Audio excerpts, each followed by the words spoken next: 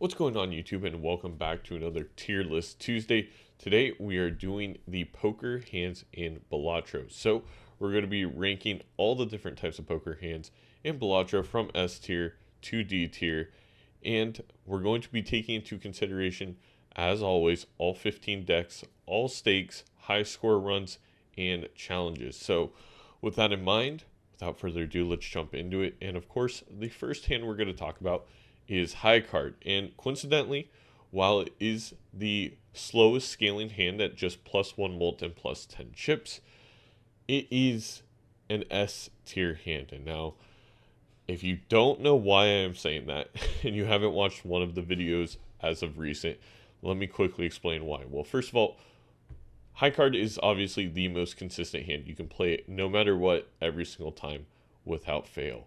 Now, what does high card do beneficially for you? Because it doesn't score a ton of points on its own. It's only scoring one card, so how can this be good? Well, the biggest part is it allows you to keep, let's say you have a standard 8 carded hand. It allows you to keep 7 cards in your hand while you play just the one. This means you can activate tons of steals, you can activate tons of gold cards, and if you have Mime or you have something like a Baron or Shoot the Moon, it is extremely powerful. High card is actually one of the, 2 or 3 ways to get extraordinarily high scores in this game, and that is with using high card with Baron and Mime and using a ton of kings in your deck. And again, the whole point here is if all your scoring is going to be happening in hand with those steel cards, you only want to be playing a max of 1 card. But even going, to a normal game and just trying to win, scaling Pluto is very easy. Let's say if you have a burnt joker, you're able to always discard a high card. You're able to play a lot of high cards to level up space joker. If you have a supernova, you're able to play tons of high cards. If you have a green joker, playing tons of high cards helps you get that additive mult quicker. And it's kind of a benefit in these runs where you're just trying to win, the fact that it doesn't score and, let's say, one shot a blind, because you want to play multiple hands to scale those jokers for longer. So all in all, high card is one of the best, if not the best build in the game. It's my go-to build no matter what I'm pretty much doing at this point, because it allows you so much flexibility. So I'm always looking to level up my Pluto and have that in my back pocket. It's great for economy, as I mentioned, with the gold cards. It's great for scoring with steel. So yeah, all in all, Pluto, while itself, or high card, while itself is not that, powerful, you look for those Plutos, you look to level up high card because it allows you so much flexibility and so much consistency.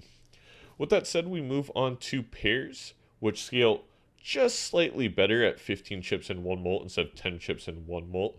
But all in all, it does benefit the fact that you do get to score 2 cards, but it's really just a lesser version of a high card build, in my opinion. Like, all the benefits I just laid out basically are there with a pair build, except now you have to play 2 cards.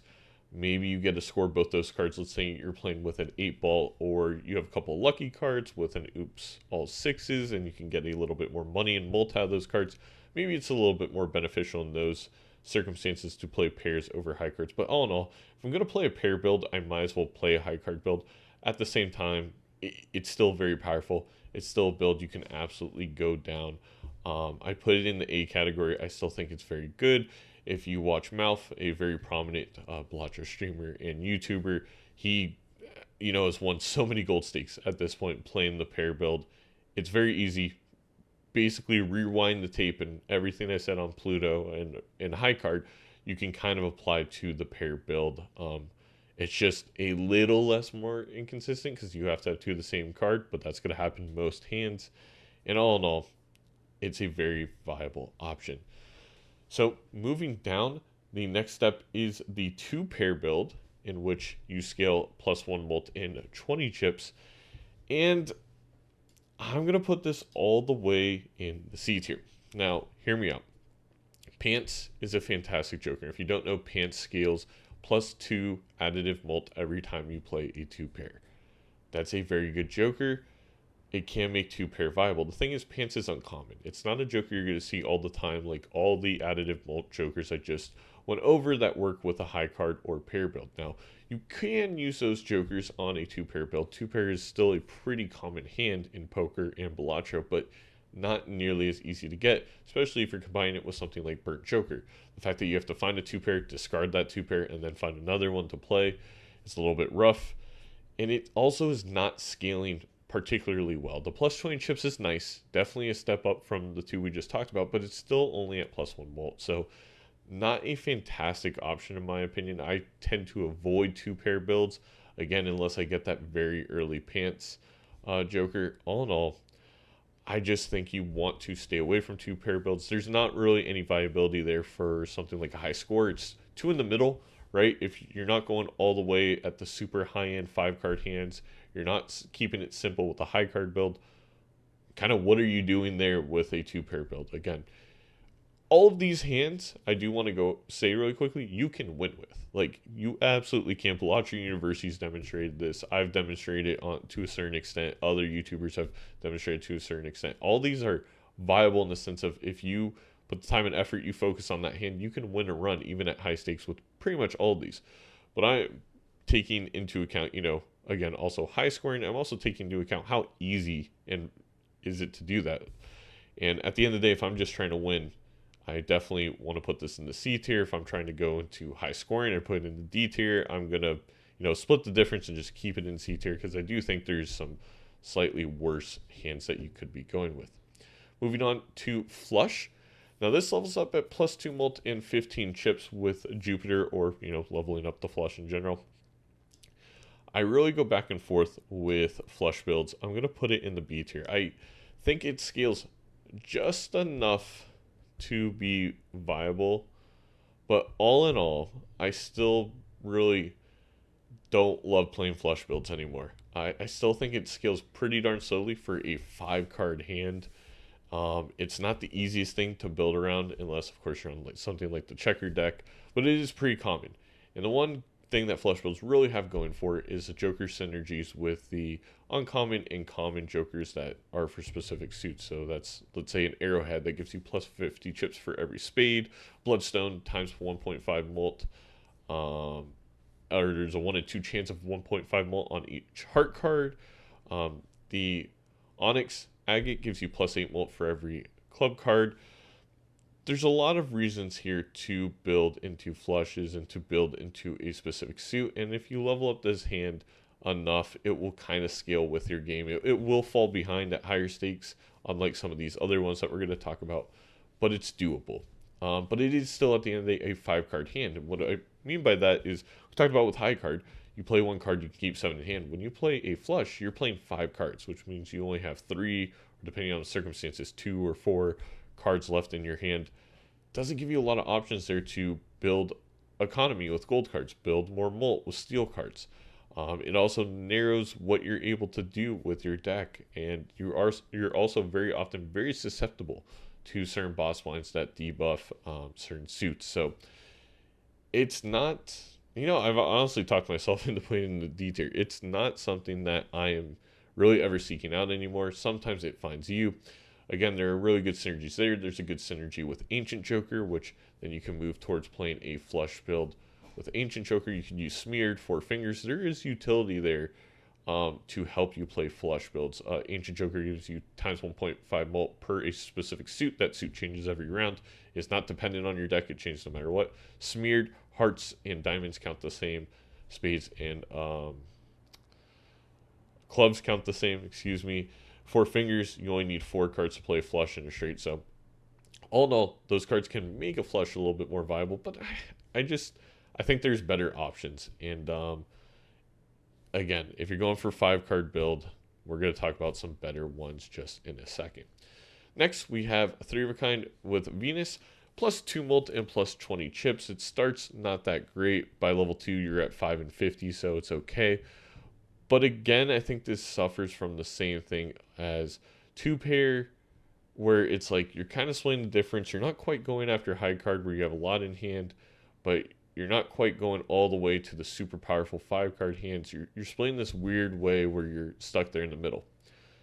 Is it winnable? Yes. Have I won a little bit playing 3 of a kind? Yes, but it's something I really tend to avoid, and I'm also going to stick it in the C tier. This one, I think, more so than Uranus and or excuse me, two pair and flush just doesn't have any synergies, right? There's not a lot of jokers that work well with specifically three of a kind. I mean, there's the trio and duo, which will give you X mult for pairs or three of a kinds. Those are nice. There's the common jokers that give you just some chips and mult for playing, again, a pair or three of a kind. But again, I have to play three cards. They have to be the exact same. At that point, I probably want to push my hand towards four of a kind or five of a kind or flush five. Um, or I just take it back and I play a pair or high card build. There's not really a reason to be playing this middle. I do think the scaling is a little bit more at +2 and +20 chips for this reason. But I think if you want to make three of a kind viable in this game, it's going to need another buff. I think you may need to go to 3 mult and 25 chips personally, which it's kind of hard to do when comparing it to the other hands because it is simpler to play, but it's just in such a weird spot. I think another way we could buff it is just add more Joker synergies to three of a kind. So for me, it's C tier. It also similar to, you know, two pair and to a certain extent flush, in my opinion, does not really have any viability for high scoring runs or like certain challenges. So yeah, not a big fan of the three of a kind. Let's move on to the full house build. Full house scales at +2 mult and +25 chips. I am once again putting this in the C tier. Full house suffers from a lot of things I went over with a flush build. You are playing a 5-card hand that is really not scaling particularly great, nor is it that easy to get. A full house is actually pretty hard to get a pair and a three of a kind in your, you know, whatever 7, 8, 9, 10 card hand, and it's not rewarding you a ton. Now, this definitely has more synergies because all the three of a kind, all the pair synergies that we talked about do apply to full house, including pants, because that contains a 2 pair, but it's not something I really am ever seeking out. I am tempted to put it all the way in D tier, and you know what? I think I'm going to. I think it's going to be maybe our only D tier hand. When this game first came out, I was playing full houses like there's no tomorrow. I really like playing full houses, but when it comes to viability, and as think I've matured as a player, and we also take into account the new patch notes and some other buffs that happened, I just don't think if you're going for 5-card hands, I would be pushing for full houses. And again, I'm just going to try and answer the comments right now in the video. Oh, but I saw, you know, a Balatro University or a Malf or some other YouTuber or myself, you know, I was able to play full house successfully, win a run. It's totally doable. You can make it viable. Yes, absolutely. But in terms of, again, high score runs or just winning, if you told me going into the game, like, pick one before you even see any jokers in the shop, I am never, ever going to pick full house to achieve that goal. Your run can be catered towards it. You could get very specific jokers that lead you towards that full house build, but it's not one that I think is extremely powerful. I think there's just simply much, much better options. I think there is this big of a tier difference between a pair or a high card build and full house. I do think there's a tier difference between flush, 2 pair, 3 of a kind, and a full house, personally, in my opinion. All right, moving over to straights. Now, this one got a little bit of a buff in the patch. It now is +3 mult instead of +2 mult and +30 chips. I was wrong. I was wrong about straight builds. It's going all the way in the A tier. Straight builds scale so quickly for what they are that it is all the way up there. Now, is it easy to play around the straight? Does it take a little bit more thinking? Absolutely. Yes, it's a little bit harder to decide what you need to discard, how to shape your deck, but I think this is something I've really has come up as an epiphany for me over the past week. That's like, oh my god, Saturn and, you know, leveling up straights is so good. It has to be put up here higher. Now, again, if we're talking about high score viability, there's none really there. Are we talking about winning runs and challenges? Yes, it is there. If you are on the Joker List challenge, I highly, highly recommend go with straights. It's a reliable hand that you can play right out the jump that scales particularly quickly. It can scale with you through Ante-8. Like, you will get enough Saturns to finish a Joker List run. Now, it would definitely benefit if you get telescope, and it's still not an easy thing to do. But once you learn how to discard, and that's basically discarding everything around a certain set of cards to give you open-ended straight draws and such, you really learn how powerful the straight build can be.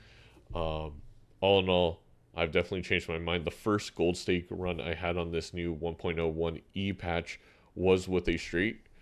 And I think this is the first time I had done it on stream, and you can see my reaction. I'm like, oh my god, this is very powerful and very good. And I feel like I learned how to discard through that run and through a couple others I did off stream. And all in all, yeah, I think straights are pretty viable now, especially in this new era where it's got even faster scaling at that +3 mult. Highly recommend it when you're, limited on jokers and you're playing higher stakes. I actually think, I don't want to say it's going to replace high card as the meta, quote unquote, in high stakes with this new patch, but I think it is just as viable as high card for winning a run. And where high card edges out straights is the fact that it has much more viability in high scoring runs. We're moving on to 4 of a kind and Mars. I'm going to put this in the B tier. 4 of a kind scales at +3 chips, or +3 mult and 3 chips, so the same exact as a straight post patch. However, it does only take 4 cards at the same time. It's a lot harder, in a normal 52 card deck to get 4 of a kind than it is to get a straight. But we're not playing regular poker. We're playing Balatro, baby. And in Balatro, using tarot cards, using some other jokers, you're able to shape your deck. And I think it's rather easy to shape your deck towards one rank. A card that really exemplifies this is the Ouija card, which turns all cards in your hand into one rank. It comes from a spectral pack. It's a spectral card. And if you get that early on, all of a sudden you have 9 to 13 to 14 of a certain rank. You can play multiple four of a kinds in a round. Again, I just talked about how well straights scale. The same exact scaling applies to a 4 of a kind, so it can scale very quickly. It scales with your run. Again, it's harder to accomplish to get in just a normal deck than a straight, but you can shape your deck to fit a Mars, a 4 of a kind run rather quickly. And I think it's one of the, more underrated hands in the game. I've won a lot of higher stakes runs playing 4 of a kind, and I really do prefer it over, a 3 of a kind, a two pair, a flush build, much over a full house. I just find it much easier to also navigate that deck building process, that deck manipulation process, to focus just on one rank. It doesn't even have to be the same suit in a 4 of a kind, which is nice. So it's like, just find a way to get all your 10s or all your aces or all your kings or, all your 3s or 5s, what have you. Pick that rank, scale up your Mars, and you can scale it right from the beginning of the game because it's not a secret hand. You have Mars available right away.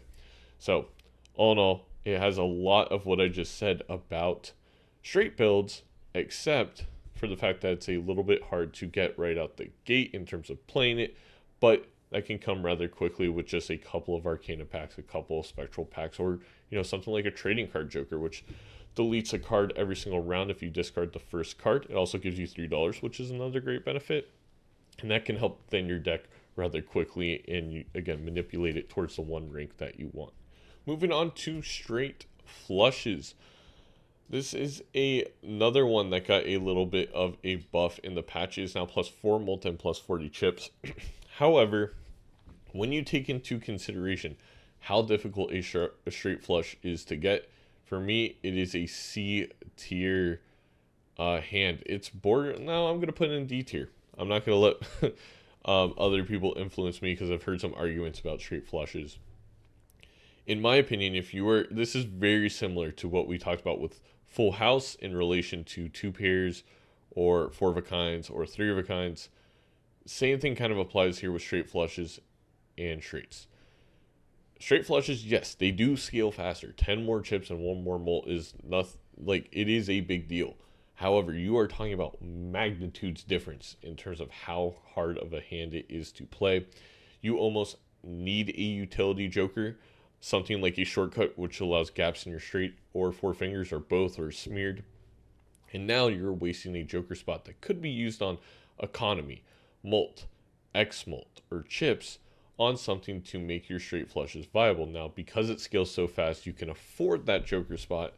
But all in all, why do all that work when I could just play straights, and get the slightly slower scaling, but still good enough, can absolutely scale with the run. And the other part is you have to do deck manipulation. I kind of explained that deck manipulation is a little bit hard to do around straights, right? Because it's like, do you get rid of low cards, high cards? You usually kind of have to decide on one that you're going to start deleting and basically move your deck to closer and closer 5 cards that you can kind of center that straight around. Well, now you have to do that, and you got to make them all the same suit. This is not easy. Obviously, it's more viable in something like the checker deck, but all in all, I just really have never looked at straight flushes as a viable option. Now, again, you can win with them. There are circumstances where you can play a ton of straight flushes, but I'll have a video coming out in a little bit of the kind of chaos Balatro that I was playing with Balatro University and Murphy, and I was forcing a straight flush build, and it kind of just ended out of nowhere because it's, even with all the deck manipulation you want and everything going right, if you have one little thing go wrong, which to be fair, Murphy and Balatro University were kind of forcing in that game, but one little thing go wrong and it runs over. And you just don't see that necessarily with some of these other ones. Four of a kind can act like that, but I think the deck manipulation is much, much easier and much, much more straightforward there to build a four of a kind versus a straight flush. So yeah, all in all, not a fan of straight flushes.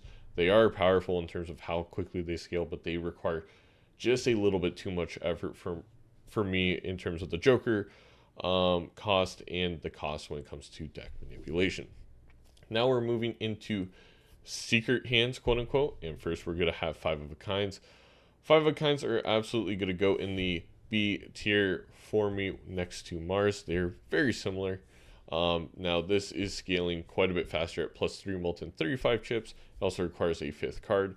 But in my opinion, if you are playing a 4 of a kind build and you get that many of one card, it probably pays to just go with the 5 of a kind. You get that scaling faster. Also, the level 1 for 5 of a kind is much higher than 4 of a kind, so you're starting yourself off at a really good spot. And oftentimes, if you can play multiple 4 of a kinds, you can probably play multiple 5 of a kinds. Again, you're manipulating your deck there anyway. However, the reason why Planet X and 5 of a kinds are in the B tier for me, and this is kind of a 2-for-1 here, is because Ares is S tier. And Ares is a flush 5. So we're going to skip the flush houses for a second and talk a little bit about flush 5s, because I feel like to talk about 5 of a kind, you got to talk about flush 5. Flush 5 now in the new patch scales at +50 chips and +3 molt. And the difference between a flush 5 and 5 of a kind is it's all the same rank and the same suit. However, when you are manipulating your deck, it probably pays to just focus on one card. So let's say you're focusing on kings. Why not just focus on the king of hearts? And that way you can play Ares and you can play a flush 5, which is going to scale faster than your 5 of a kind. And it gets the benefit, if you're looking to have longevity into the run into endless, the idol. The idol is a very specific joker that gives you ×2 molt per a random card in your deck. Well, if you have 35 kings of hearts and there's only 4 cards in your deck, 7 out of 8 times it's going to pick the king of hearts. And now when you play your flush 5 of king of hearts, each one of those is times by 2. So all in all, if you're thinking about high score runs and you're thinking about winning the game, in my opinion, you have to go flush 5 over the 5 of a kind. And to the point where sometimes I purposely do not play 5 of a kinds because secret planets do not pop up in your celestial packs or in your game until you play that hand. So if I never play a 5 of a kind and I skip straight to the flush 5, only the Ares will show up. Planet X will never show up. And the difference here is one scaling a little bit faster. You're already using a lot of deck manipulation to make either of these viable. And one of these is just so much more viable when it comes to the long-term game, when it comes to endless and high scores. And that's the reason it's in S tier for me, a flush 5, is because right next to the high card build, it is the other build that gives you the opportunity to score, into the E90s and have this incredibly high score. It's either going to be a flush 5 or it's going to be high card. Now, when it comes to winning a run, you know, maybe 5 of a kind is just easier. Not forcing it there. You're probably getting enough scaling anyway. But again, if you're going to build towards 5 of a kind, it's usually a pretty easy turn to just build into a flush 5. So that's kind of my argument here, and that's why there's a couple tier differences. Let's now go back to the flush house, which scales at plus, I believe, 4 molt now in the new patch and plus 40 chips. Very, very good scaling. I'm really torn on where to put flush houses. I'm personally going to put them in C tier. Now, let's go over the pros. You're scaling at 4 molt and 40 chips. You know, you're focusing on one suit, and then you just do a little bit of deck manipulation to get 2 ranks of that suit. So it's not the end of the world. In terms of deck manipulation, it's not that hard. But let's talk about the cons. I have to focus on 2 rings. So while I say that's a pro, it's also very much a con in my opinion. If I have to make, let's just do kings and queens of hearts instead of just focusing on kings of hearts, I find that more difficult. I find it also harder to decide what to discard. So, you know, if I'm discarding away and all of a sudden I have 5 kings of hearts and only 1 queen of hearts, I'm like, well, now I got to discard a king of heart, which I want if I need to play multiple of this hand to hopefully get a queen of heart out. It leads to this really awkward situation. And in my opinion, if you are investing this much into shifting your deck to play one of the powerful 5-card hands in this game, just make it 1 rank. Just focus on 1 single card. Again, you absolutely can win with a flush house build. It is very powerful. It scales ridiculously well. If you're playing on abandoned deck or checker deck, those are really good ones to try this out on. But there's just a better option for basically what you are doing, in my opinion, and that's going with the flush 5. Or if you don't want to put in all that effort, go with a different build. Like if you're not going to focus that much into deck manipulation, you're never going to be able to get to that flush house and play something like a high card build, a straight build. And that's kind of my rant on the flush houses. I think it's just in this weird, awkward spot where, yes, it's a very good, quick scaling hand, but the requirements for it are so insane that it's like, well, the amount of deck manipulation it takes is basically equal for that of the flush 5. Why not just build the flush 5, which has a few more benefits in terms of synergies and kind of ease of play, ease of piloting the run, in my opinion. So the final rankings for hands in Balatro, in my opinion. We have high card, I think, as the clear S tier. I would even argue flush 5 is like, there maybe is a double S tier that's high card and then an S tier that's flush 5. Just kind of think of that in your mind. Then we have A tier pairs and straights. The B tier, we have 4 of a kind and 5 of a kind.